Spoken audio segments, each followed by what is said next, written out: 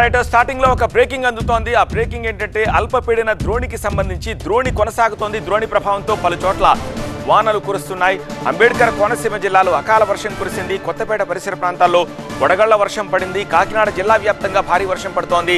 కాకినాడలో ఈదురుగాలులతో కూడిన వడగళ్ల వాన కురిసింది. జగ్గంపేట మెట్ట నియోజకవర్గంలో భారీ వర్షం. ముమ్మిడివరం యానాంలో కూడా వర్షం పడింది.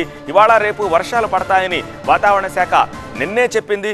పిడుగులు పడే అవకాశం కూడా ఉంది అని చెప్పి హెచ్చరికలు జారీ చేసింది. ఈ నేపథ్యంలో ఆంధ్రప్రదేశ్లో ఇవాళ రేపు పిడుగులతో కూడిన వానలు పడుతూ ఉన్నాయి. సో వాతావరణ శాఖ చాలా స్పష్టం చేసింది. జార్ఖండ్ నుంచి ఒడిశా మీదుగా ఒక ద్రోణి కొనసాగుతుందని, ఆ ద్రోణి ప్రభావంతో ఉత్తర కోస్తాలో భారీ వర్షాలు తప్పవని, అటు ఉభయ గోదావరి జిల్లాల్లో కూడా పిడుగులతో కూడిన వర్షం పడే అవకాశం ఉందని వాతావరణ శాఖ హెచ్చరించింది. అయితే ద్రోణి ప్రభావంతో ఇప్పటికే తెలుగు రాష్ట్రాల్లో వానలు కురుస్తున్నాయి.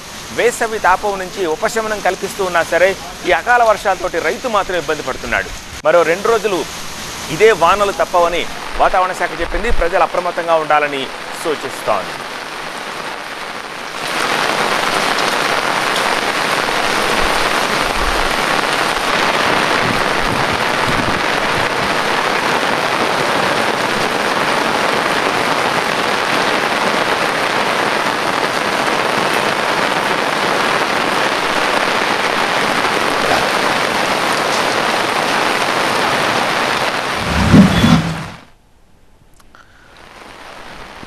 అల్పపీడన ద్రోణి ప్రభావంతో అంబేద్కర్ కోనసీమ జిల్లాలో వర్షాలకు సంబంధించిన దృశ్యాలు, అలాగే విశాఖపట్నం ప్రాంతంలోనూ శ్రీకాకుళంలో కూడా ద్రోణి ప్రభావంతో వర్షాలు పడుతున్న దృశ్యాలను చూస్తాము. కొన్ని చోట్ల కొత్తపేట పరిసర ప్రాంతాల్లో వడగళ్ల వాన పడింది.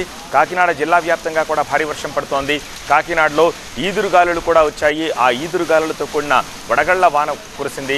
అలాగే జగ్గంపేట నియోజకవర్గంలో భారీ వర్షం. ముమ్మిడివరం యానాంలో కూడా వర్షం పడింది. ఇవాళ రేపు కూడా వర్షాలు పడతాయని వాతావరణ శాఖ ముందే హెచ్చరించింది. కేవలం వర్షం కాదు, పిడుగులతో కూడిన వర్షం పడే అవకాశం ఉంది కాబట్టి బయటకు వెళ్ళొద్దు అని చెప్పి హెచ్చరికలు జారీ చేసింది.